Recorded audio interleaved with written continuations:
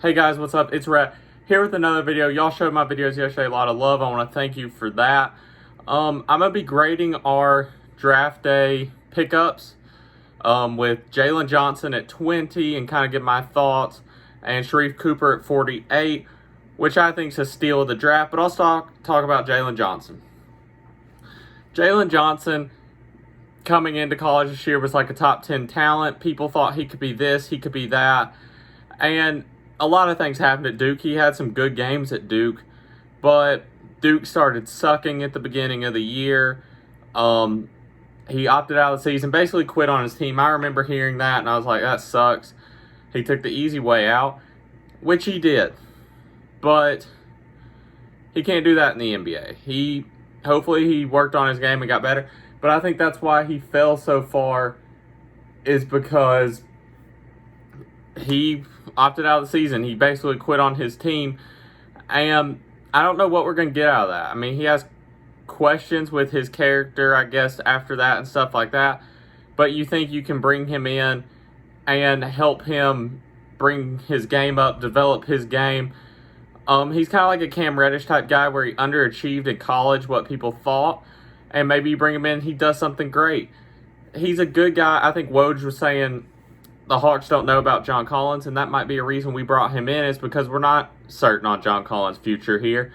So bringing in a guy who could play the backup 4 role if Gallinari's thrown in to start, or if Cam or somebody's thrown in to start and Hunter goes to the 4, he can play backup 3.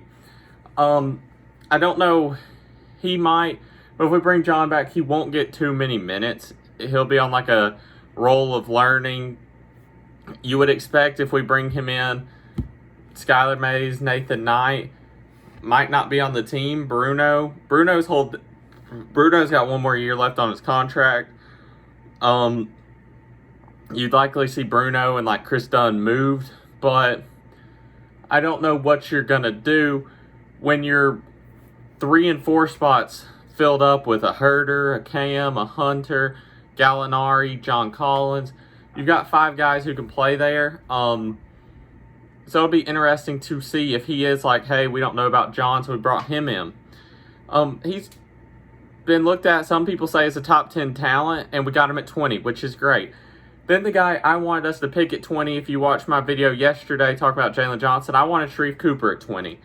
And I saw a bunch of mock drafts where he was going before us. He was getting picked like 19th, 18th. Some a little bit after us. I didn't think it was going to be this far. I don't know why his draft stock fell, but he's like the second player since Trey to average 20 and 8 in college. I watched him play. He's a great facilitator. Like I said the other night, I watched him play Georgia. He had like 20 and 15. Crazy numbers. He got half his year canceled because of like NCAA rules, but that's a whole different mess. But he played great basketball. He's a great facilitator. I think he's a second Trey type player. People in my comments were like, he's a starting level. He could start for some teams, it seems like, in the NBA. And I think he's a top 20 talent. And we got him at 48. I was like, no way I was kind of disappointed last night. And I was like, there's no way he falls to us at 48. And my friend who likes Auburn was like, well, maybe we'll get JT Thor. I think that's his name. And then it was like, we're getting to like the 38s and 39s, and it's like he could actually be there. Then you look at the guys who pick before us, and you're like, they don't really need a guard. And then teams were taking guards, but they weren't taking him. He's undersized, but he's an amazing facilitator, arguably one of the best pure playmakers in that draft class, and he was a top 10 prospect last year coming out of McEachern going to Auburn. He's coming home. I'm very excited. That's the one guy I wanted. It feels like this is the first year the Hawks have actually drafted the guy that I thought they would draft, or I wanted them to draft, because it'll be big. I think he could play big 6-man minutes. Not 6-man, but like backup point guard minutes. But it'll be interesting to see if they bring back Lou, and if he gets less minutes on more of a Brandon Goodwin role.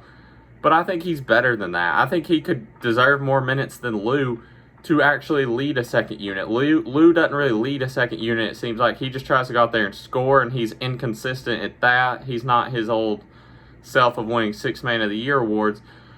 So I think we got A plus picks because we got guys who are higher valued at picks further down. I think Sharife Cooper's going to be the first second round pick that Travis actually hits on. All his second round picks haven't been good. But I think this is the one that'll actually hit and actually pay dividends for us this year. I've seen some people give us an A minus. I've seen a lot of places give us A plus picks, especially Sharife Cooper might be the steal of the draft. And he could be looked at to play big minutes next year. And I wouldn't be surprised if he got like an all-rookie team or something. Because, I mean, he'd have to play more minutes. But we're going to be a winning team. Hopefully him getting in a culture like this will be great. Trey was saying welcome home, staying home, stuff like that. So they're probably boys. And that's good to see. You're pleasing Trey and you're bringing in a great player. Let me know what you think. A lot of y'all love Sharife Cooper. Y'all showed that video so much love. Let me know what you think about both of them. And what you would grade this draft, because I think Alex, for what we had, blew my expectations out of the water. I never thought Sharife Cooper would fall to 48, but Travis knows. I said Alex. That's because I'm watching the MLB trade deadline. I need him to make some moves. But thanks for watching. Till next time, peace.